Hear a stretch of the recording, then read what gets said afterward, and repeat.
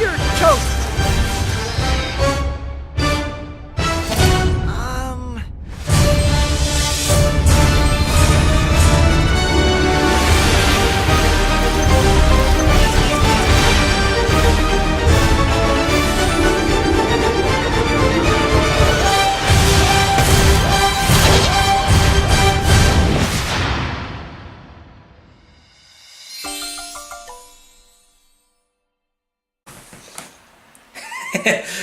Fucking called it. Now I need to celebrate.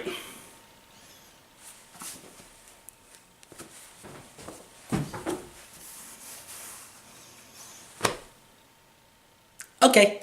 If you call him a fucking Skylander, I'll murder you. Where the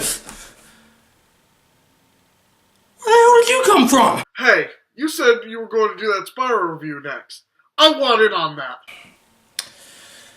Well, I haven't had a collab in a while.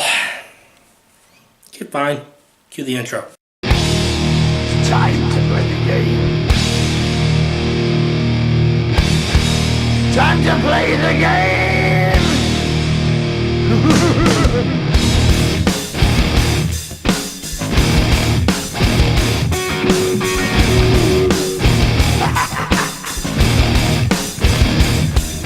It's all about the game, and how you play it. All about control, and if you can take it, all about your debt. And if you can pay it, it's all about pay. And who's gonna make it?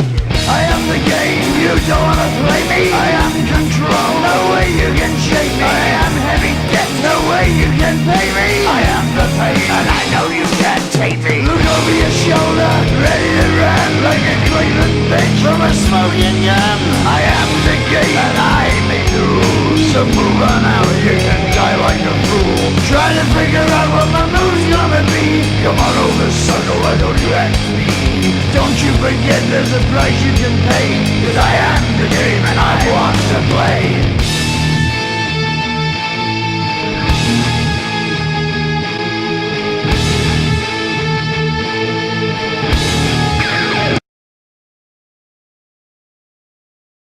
Oh man, Spyro the Dragon. I remember playing this first on a PlayStation Underground demo disc back in 1998. I was only 7 at the time and loved what I saw so much I immediately asked for the game for Christmas. Too bad I won't get my first PlayStation until 2000. Yeah, I never owned Spyro the Dragon myself, but a friend of mine did, and I would always go over and play it, even though I always asked for it for Christmas and my birthday. I never got one. And with the remaster coming out in September, now is my chance. It will be mine. Reel it back a bit, buddy. We have to talk about this one first. Well, Spyro is a sister series to Crash, who somehow became PlayStation's answer to Mario. Thank God for that. Because... Well, have you seen Mr. Polygon?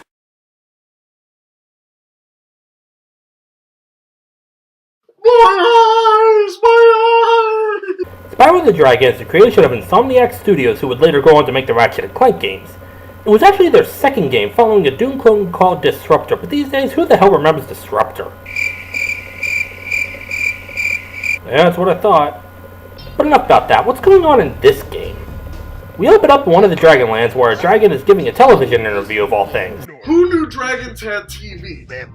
Well, one of the topics brought up is about a guy named Nasty Nork, who doesn't like some of the things said about him. So he turns the dragons into crystal statues. Too bad for him he missed one, the little purple dragon named Spyro. And now it's Spyro's mission to travel to the Dragonlands, free the dragons, and collect the treasure and defeat Nasty Nork. And that's it. But, what?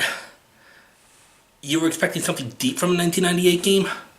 You want that, go play Final Fantasy VII or Metal Gear Solid. Then again, this was 1998, a time when story in a game wasn't really necessary for enjoyment.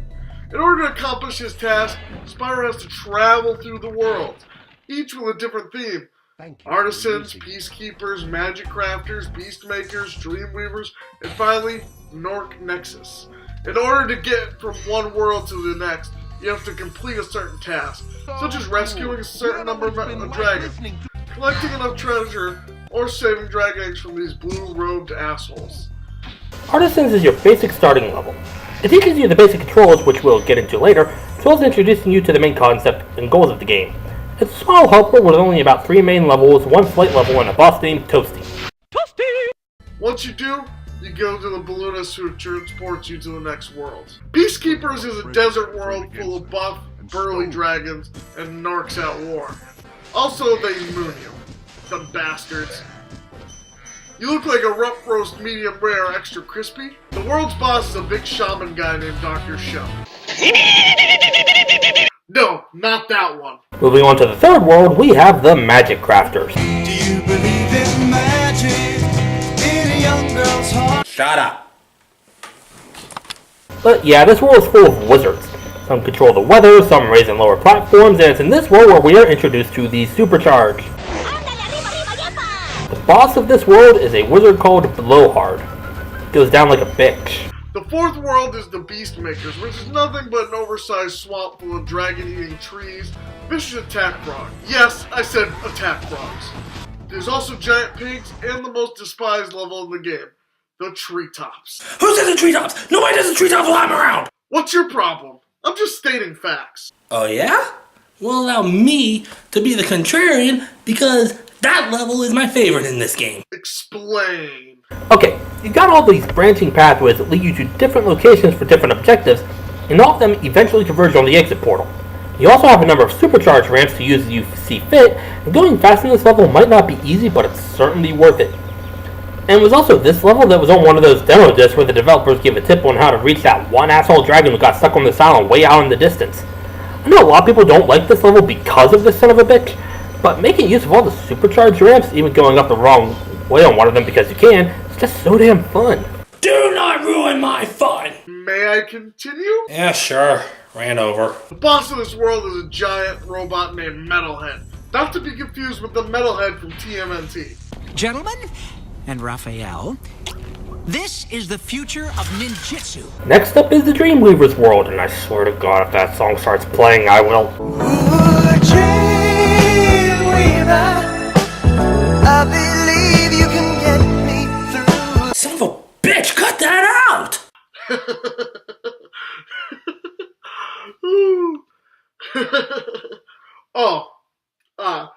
How'd this get in my hand? This world is just weird. I get that the theme is dreams and dreams themselves can be weird, but we got guys who are living clocks that you can't kill, they just exist to raise and lower some platforms and cause other things to change throughout the levels.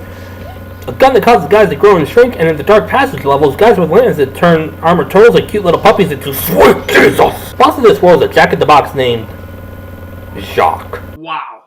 How original. Rounding out the 6 worlds is industrialized Nork Nexus. There are only 2 main levels in this world, but they include Norks, who aren't messing around anymore. They're packed.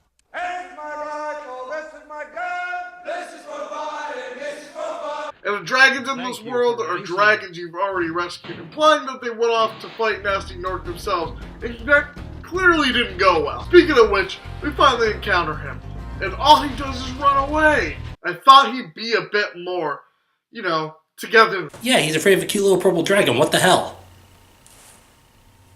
But with Nasty Nork defeated, the treasure reclaimed, and the dragon eggs rescued, peace has been returned to the Dragonlands. Nature was a worthy opponent. Damn it. But as you can see, Spyro the Dragon is a brilliant game for the PlayStation 1. It's a terrific example of a universally enjoyable game that can be played by kids and adults alike with a lot of charm and likability to it. It can be challenging, but not to the point where it becomes frustrating. No kidding, I can count the amount of game overs I've gotten in this game on one finger.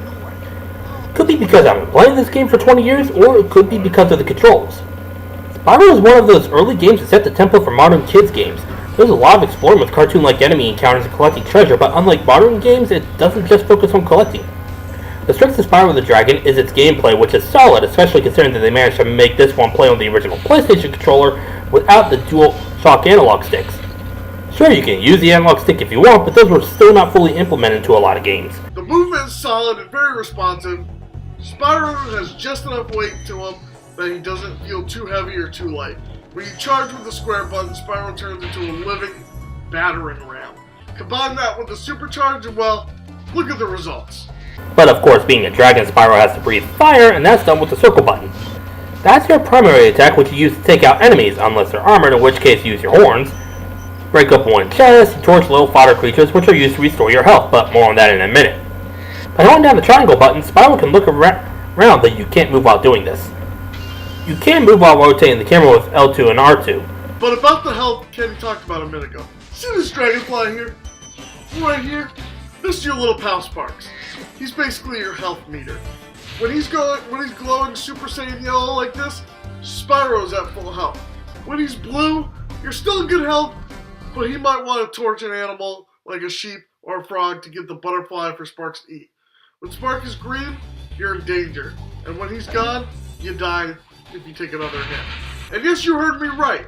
You refill your health by feeding Sparks dragonflies that come from sheep. And that's why this game is so brilliant. It's things like this that make you want to laugh. Yeah, like how Toasty, the first boss, is just a sheep on stilts. Exactly. This game is just full of charm and humor like that. And think that's why it's lasted so long. Sure, in terms of graphics, it's stated by today's standards, especially with the remaster right around the corner. But I think it still holds up. And we can't talk about this game without talking about the incredible soundtrack by Stuart Copeland. You mean the guy from the Police? Yep, just listen to some of these tunes.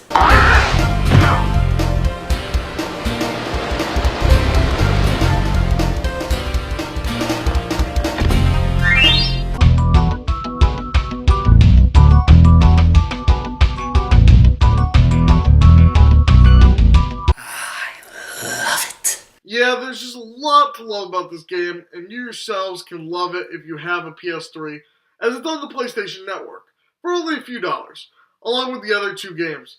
It's a great game, and the first of many. Or if it's not there anymore, just wait until September for the remaster.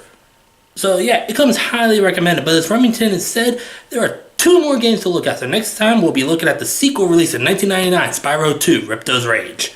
See you then. Peace out, y'all.